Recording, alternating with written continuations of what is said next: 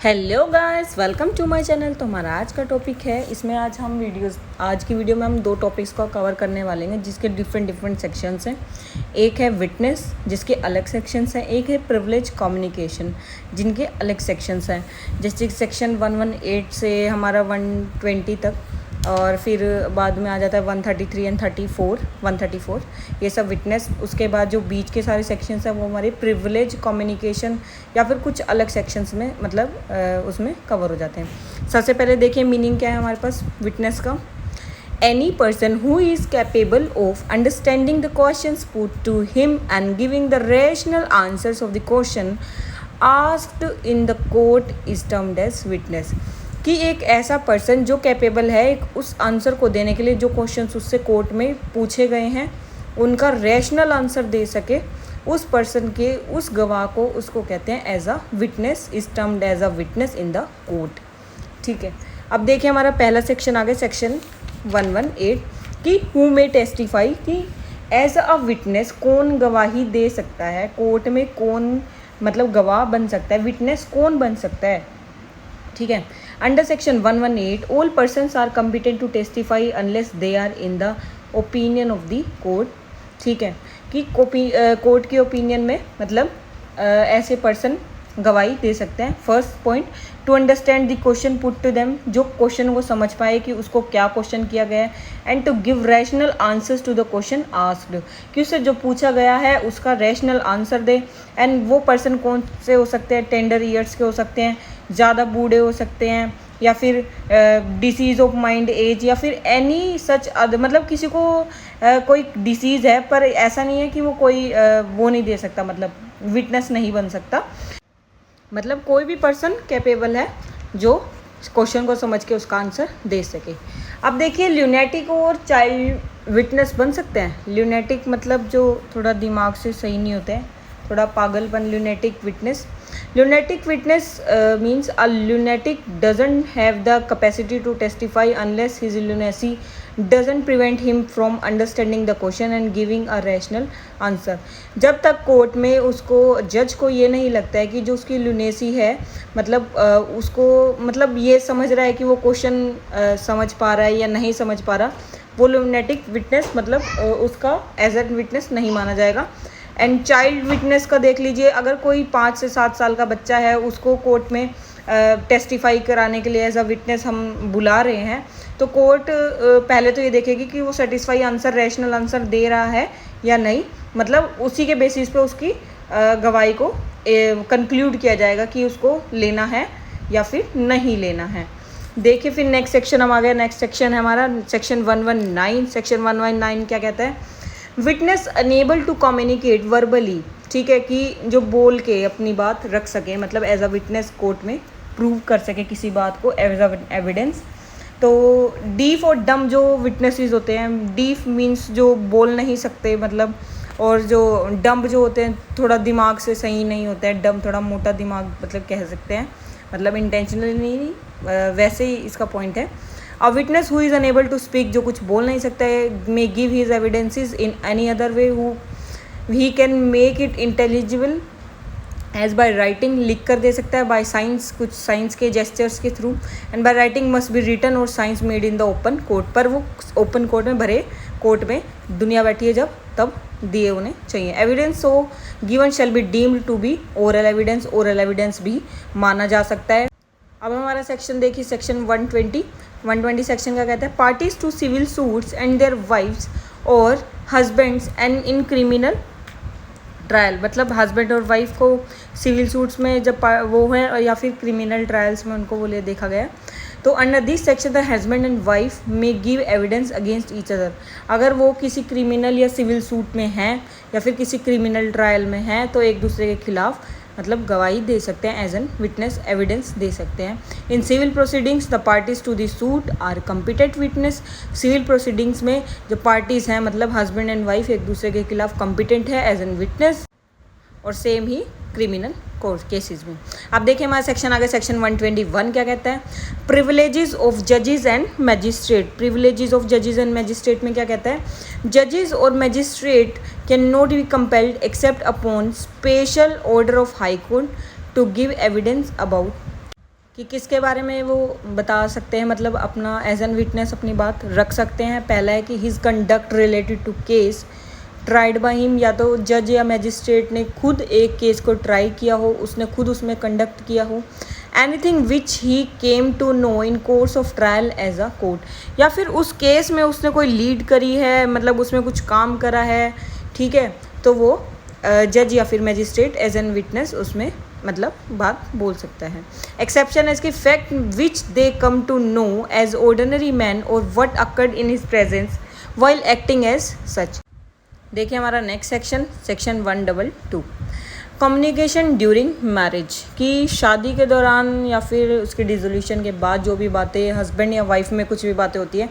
उनको as an evidence as an witness क्या वो कोर्ट में आ सकते हैं।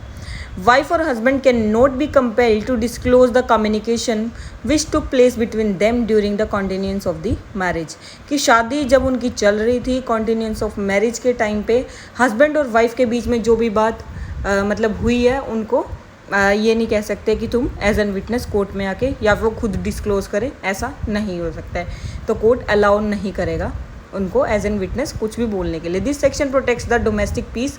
And conjugal relation between the spouse. Conjugal relation मतलब उनके घर के जो भी रिश्ते हैं, डोमेस्टिक पीस उनकी मेंटेन करने के लिए matrimonial communication is protected and bar of section 122 is available even after the dissolution of marriage. जब शादी ख़त्म भी हो जाए, डिसोल्यूशन ऑफ भी हो जाए मैरिज का, मतलब उसके बाद भी एप्लीकेबल होगा। तो इसके प्रिविलेजेस देखिए, जहाँ पर ये सेक्शन 122 मतलब क्लेम नहीं कर सकते हैं इन केसेस ऑफ क्रिमिनल या फिर civil cases between the spouse, ठीक है, स्पाउस के बीच में सिविल या फिर क्रिमिनल केस है कोई, या फिर एक्स अपार्ट फ्रॉम कम्युनिकेशन, कि उसने कोई एक्ट कर दिया है किसी स्पाउस ने। Parties can testify the conduct of another though not as to what he said. If spouse who made communication और his representative in interest with his consent, या फिर उसकी कंसेंट से उसने कुछ बोला है, and if the communication falls in the hands of third person, या फिर थर्ड पर्सन ने उनकी कोई बात सुन ली है, उसने जाके एज एन एविडेंस कोर्ट में सेम की सेम बात बोल दी है, मतलब अपनी बात कोर्ट में किसी थर्ड पर्सन ने रख दी, या फिर हस्बैंड की कंसेंट से या फिर स्पाउस की कंसेंट से किसी कोई बात रख दी, या फिर कोई कंडक्ट हुआ दोनों पार्टीज़ के बीच में, या फिर कोई जेस्चर उन्होंने शो किया है जिसकी वजह से कोर्ट उनकी कोई एज एन एविडेंस मान सकते, तो वहाँ पे सेक्शन 122 क्लेम नहीं होगा। तो सेक्शन 123 मतलब 123 क्या कहता है, देखिए evidence as to affairs of state, कि स्टेट से रिलेटेड कि कोई भी अगर किसी के पास मतलब कि कोई इन्फॉर्मेशन है, उसने कहीं से मतलब कहीं से भी निकाली है वो इन्फॉर्मेशन, तो एज एन एविडेंस नहीं दे सकता है। This section prohibits a person to give evidence derived from unpublished official, कि किसी भी अनपब्लिश्ड सोर्स से कहीं से इन्फॉर्मेशन निकाली है तो वो किसी कोर्ट में मतलब एज एन एविडेंस मतलब नहीं दे सकते। प्रोटेक्शन पब्लिक इंटरेस्ट को प्रोटेक्ट करने के लिए पब्लिक वेलफेयर को मतलब हाईएस्ट लॉ माना गया है, कि पब्लिक सबसे पहले है, फर्स्ट प्रायोरिटी है। और कोई अनपब्लिश सोर्स कौन सा होता है, जिसको पब्लिक के सामने डिस्क्लोज नहीं किया गया हो, या फिर मतलब पब्लिक को उसके बारे में कुछ भी नॉलेज नहीं है, वो अनडिस्क्लोज सोर्सेज होते हैं, अनपब्लिश रिकॉर्ड। अब चलते हैं हमारे नेक्स्ट सेक्शन की तरफ, सेक्शन 124 ऑफिशियल कम्युनिकेशन, कि देखिए बेसिकली नाम से ही पता चल रहा है कि किसी भी पर्सन के ऑफिस में मतलब ऑफिशियल कोई कम्युनिकेशन हुई है तो वो किसी के सामने डिस्क्लोज नहीं करनी होती है, वो क्योंकि किसी के सामने डिस्क्लोज करेंगे तो कोई एविडेंस, वही थर्ड पार्टी का केस आ जाता है कि थर्ड पार्टी ने सुना और जाके एज एन एविडेंस बोल दिया, कोर्ट में विटनेस बन गया। देखिए सेक्शन क्या कहता है, this section allows a public official not to disclose communication made to him in official confidence when he consider that the public interest would suffer by disclosure, कि पब्लिक को affect पड़ेगा, public को कोई फ़र्क पड़ने वाला है, मतलब पब्लिक के ऊपर कुछ भी हो सकता है पब्लिक में, उसको सेव करना पब्लिक इंटरेस्ट को। He can waive this privilege and no objection can be made on such disclosure whether the communication is made in official confidence is a question of fact to be decided by the court, कि ये court decide करेगा कि उसको disclose करनी चाहिए वो बात या फिर नहीं। सो सेक्शन देखिए हमारा सेक्शन 125 क्या कहता है, information as to commission of offence, section 125 provides that when a police officer or a magistrate starts a case, कि जब कोई पुलिस ऑफिसर या फिर कोई मैजिस्ट्रेट एक केस को स्टार्ट करते हैं, उसको लीड करना, इन्वेस्टिगेट करना स्टार्ट करते हैं, then he can't be compelled to say as to who gave him the information and the offences was being committed, कि वो सबके सामने ये तो नहीं गाते फिरेंगे कि ये ऑफेंस कमिट हुआ है या फिर इस पर्सन ने हमें इन्फॉर्मेशन दी है, तो उसको सबके सामने मतलब डिस्क्लोज नहीं करेंगे। सिमिलरली ऐसे ही रिवेन्यू ऑफिसर को भी ये सब डिस्क्लोज करने के लिए नहीं बोला जा सकता। अब हमारा सेक्शन देखिए 126 सेक्शन क्या कहते हैं, प्रोफेशनल कम्युनिकेशन, की प्रोफेशन के बीच में प्रोफेशनल जो कम्युनिकेशन हुई है उसको भी डिस्क्लोज नहीं करना चाहिए। Section 126 states that attorney, lawyers, pleaders, legal advisers is forbidden, मतलब रोक देते हैं, रोकता है ये section, from disclosing without consent of client. Client से जो इन्फॉर्मेशन मतलब शेयर हुई है, उसकी कोई बात है, कोई केस है किसी भी के लॉयर का, किसी अटर्नी का, प्लीडर का, लीगल एडवाइज़र, जिसके भी साथ जो क्लाइंट्स की कुछ भी बात हुई है, तो वो उनको डिस्क्लोज उनकी बात नहीं करनी चाहिए उनकी कंसेंट के बिना। Communication made in course of his employment, contents or conditions of any such document which came to his knowledge and any advice given by him to his clients, की उसने अपने एडवाइस दी है कोई एडवाइज़र ने client को, and to encourage litigants to communicate freely with lawyers, कि अपने lawyers के साथ खुले दिल से मतलब बात कर सकते हैं। अब सेक्शन जो 126 है, मतलब वैसे तो कहते हैं कि क्लाइंट्स को अपनी हर बात डिस्क्लोज करके अपने केस को मतलब स्ट्रॉन्ग करने के लिए अपनी हर बात बतानी चाहिए एडवाइस लेने के लिए लॉयर्स को,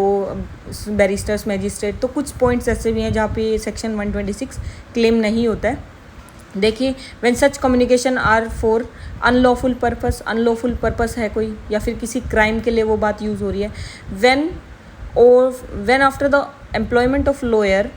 ही observes that the crime has been committed, कि उसको पता लगा कि वो बात मेरे से करने वाला था, उसने करी थी, तो ये किसी केस से रिलेटेड है, कोई क्राइम कमिट हो गया है, क्लाइंट की कंसेंट से उसने बात शेयर कर दिया, या फिर information falls into the hands of third party, या उनकी बात थर्ड पार्टी ने सुन लिया, वही पुराने वाला केस आ गया। When a lawyer sues the client for professional purposes, जब लॉयर ने क्लाइंट को सू कर दिया प्रोफेशनल पर्पसेस के लिए, when a lawyer sues the client for professional purposes. So अब देखिए हमारा सेक्शन 127 जो क्या कहता है कि जैसे लॉयर्स, मैजिस्ट्रेट, अच्छा अटर्नीज, बैरिस्टर, मतलब ये सारे जो उसमें आए थे कि जो भी बात या फिर जो भी प्रिविलेजेस उस सेक्शन में थे 126 में, वही सेम 127 में है, बस इसमें आ जाते हैं हमारे इंटरप्रेटर्स, कि कोई बात इंटरप्रिटेट कर सकता है, इंटरप्रेटर्स हो गया, क्लर्क हो गए, सर्वेंट है जो बैरिस्टर्स के, प्लीडर्स हो गए, अटर्नीज हो गए, लॉयर्स हो गए, ये सब भी 127 में कवर हो जाते हैं। अब आगे हमारा सेक्शन 128 देखिए, 128 सेक्शन हमारा क्या कहता है। सेक्शन 128 कहता है हमारा, it provides that if any party to a suit give evidence on his act instance he shall not be deemed to have consented to such disclosure as mentioned in section 126 if the party to proceeding call any such barrister, pleader, attorney or lawyer as a witness, he shall be deemed to be have consented to such disclosure only if the party questions such lawyer on such matters। इसका all over conclusion है कि अगर जो client है वो अपने आप खुद कोर्ट में कुछ बता दे, कुछ लीड दे दे, कुछ बात बोल दे, कुछ एक्ट कर दे, तो जो उसके एडवाइज़र्स हैं, बैरिस्टर्स हैं, लीगल एडवाइज़र, लॉयर्स हैं, वो उस बात को मतलब कोर्ट में बोल सकते हैं, जो भी उनके बात मतलब क्लाइंट से हो रखी है उससे रिलेटेड वो डाटा मतलब कोर्ट में शो कर सकते हैं,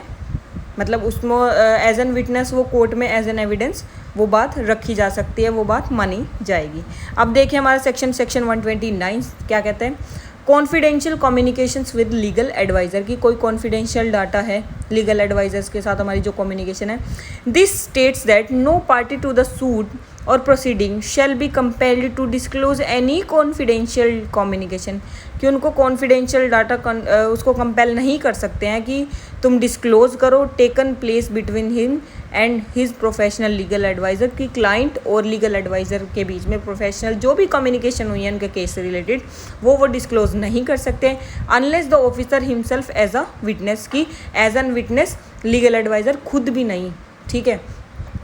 If he offers himself as a witness, he may be compelled to disclose any such communication as may appear to the court in order to explain any evidence which he has given. अब देखिए हमारा section 130 क्या कहता है, production of title deeds of witness की note a party, की खुद जो जिनके ऊपर केस चल रहा है, जिनके बीच में केस चल रहा है, वो खुद एक विटनेस नहीं बन सकते क्योंकि वो तो अपने फेवर में ही बात बोलेंगे।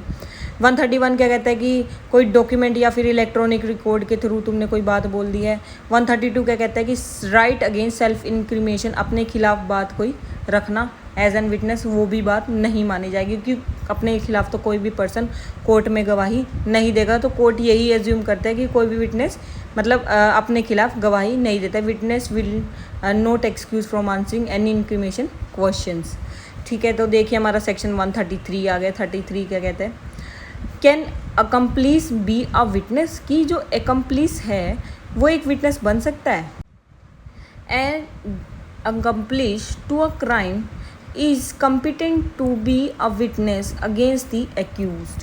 कि अक्यूज्ड के खिलाफ वो विटनेस बन सकता है। And the conviction made on the basis of such testimony is not illegal, तो उसके बेसिस पे उसको इलीगल नहीं माना जाएगा। एक्म्प्लिस वो पर्सन होता है जो मतलब किसी को क्राइम करने में हेल्प करता है, helping the accuse to commit a crime. ठीक है, तो एक्म्प्लिस के हमारे पास कुछ टाइप्स हैं, 3 टाइप्स।